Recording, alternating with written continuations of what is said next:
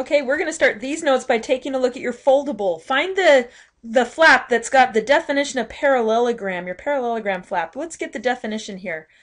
On a parallelogram, first thing you got to know is it is a quadrilateral. So of course that means that all that stuff that we wrote up above about quadrilaterals, there's 4 sides, 360 degrees is the angle total. That applies to parallelograms just like any other quadrilateral. But what makes a parallelogram special is that it's got 2 sets of parallel sides. So you're going to want to write this definition down.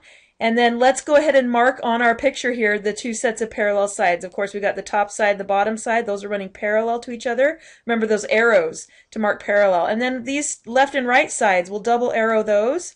Those are parallel also. So 1, 2 sets of parallel sides. Now open up the flap, and on the inside you've got the properties of a parallelogram with 4 of these shapes, because there's 4 properties we're going to look at. The first one, you're going to want to write this down, is that the consecutive angles are supplementary. We know what supplementary is. Let's see what consecutive angles means.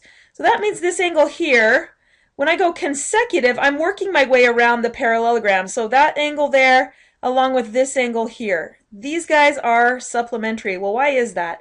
We learned back in Unit 3, I hope you remember Unit 3, we learned that when you have parallel lines, like we do in a parallelogram, of course, like here and here, and then what do we have right here on this side? That side acts like it's a transversal. So these are just on the same side, and they're interior angles. They add to 180 just like always.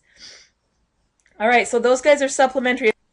And I'm going to write that this way. I'm going to call this one angle X. This one's angle Y. Those measurements, X degrees and Y degrees, if we add them together here on the side, X plus Y is equal to 180. The reason I want to do that is because that means that any pair of consecutive angles are supplementary. So if I come from Y here and come across this way, this angle would add to 180. So these two at the top 2 angles are going to add to 180, X here and Y here. This one is consecutive down to this one, so this one can be Y. On the left side, or this is, I guess, the right side, those 2 add up to 180, and the 2 angles on the bottom add to 180. That brings us to our next property, the opposite angles. You saw that before. The opposite angles, the ones across from each other, these are going to be congruent to each other. And on my other pair, these guys are congruent to each other. So if I'm directly across from if my angles are directly across from each other, they're congruent. Write that down. Property number 3, the opposite sides, the top side and the bottom side opposite, they're congruent, the same length. Same goes for the left side and the right side. These guys are going to be congruent. So that's our third property, the opposite sides are congruent.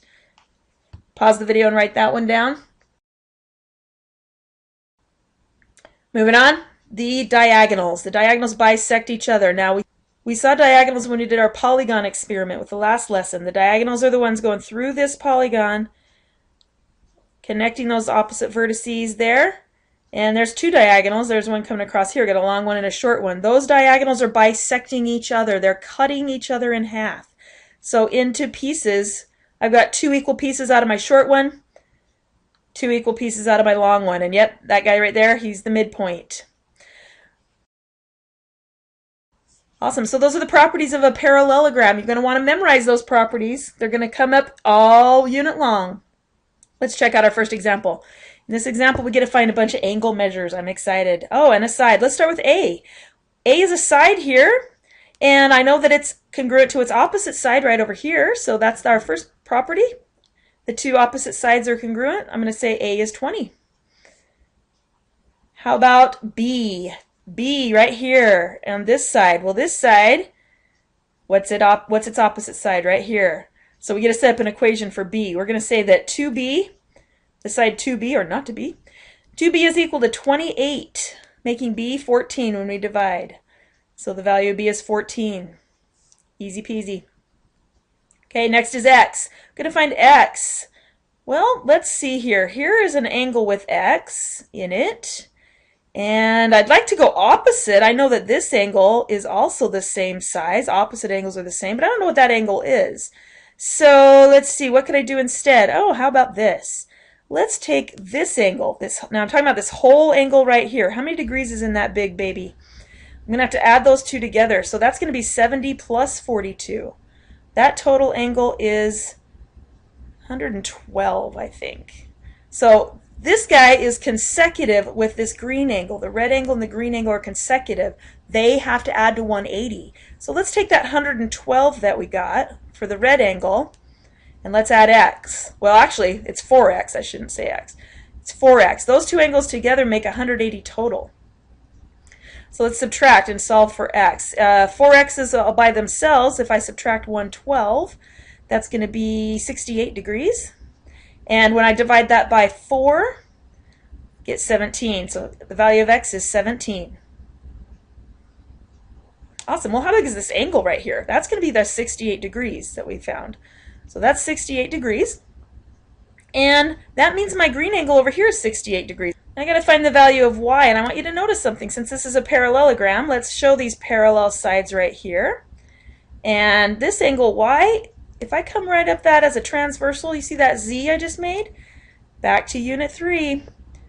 That angle labeled 3y right here, alternate interior with this 42 degree angle right there. So I'm going to use that as my last equation. I'm going to say my 3y is equal to 42, and dividing by 3y comes out to be 14. There you go. This example was kind of all over the place. There's lots of different things happening. Hopefully you got it. Ask me in class if you're confused. Let's go to the next one.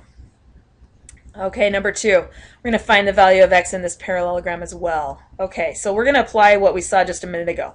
This angle where we've got our x expressed, that angle there, how does it relate to this 94 degree angle right here? Okay, again, these guys are called consecutive. They come right along the same side. Actually, if you follow along this side, you'll go from one to the next. Those guys are consecutive. So that means they add to 180. Consecutive angles are supplementary. I'm going to say that my 22x minus 2, that green angle, add that to 94, we get 180 as our total. Time for some algebra. Cleaning up those like terms. Let's say it's 22x, and then let's just combine those two, make that 92. Again, 180. Taking away 92 will give me 22x. Brings this total down to 88. And then when you divide by 22, x is 4.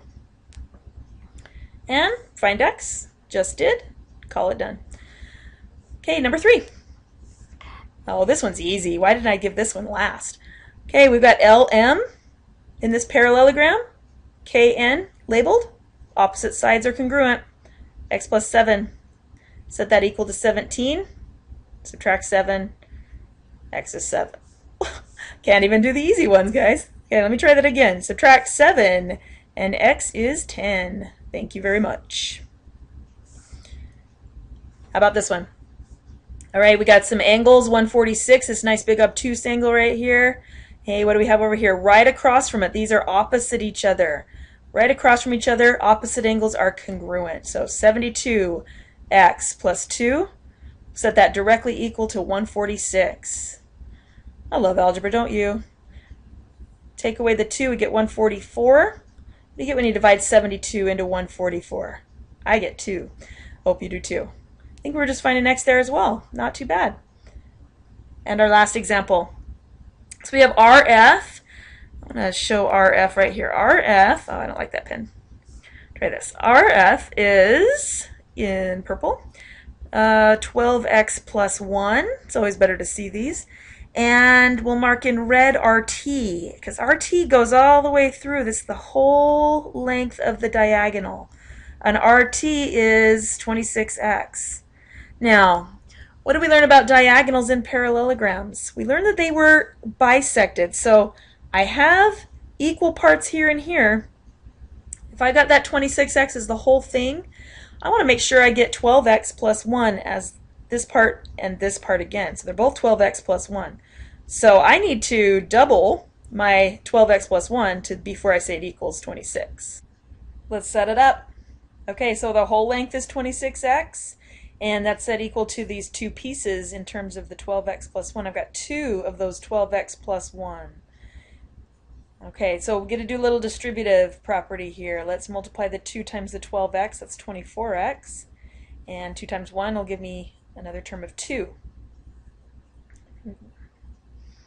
Okay, so I'm going to subtract the 24x from both sides and join it up with the 26x's over here. So that's going to give me 2x equal to, these cross out, equal to 2. So x alone will be just 1. X is 1. That's all we needed to figure out. All right, it's your turn. Do your try these. See if you understand it. You'll never know if you don't try. So give them a shot.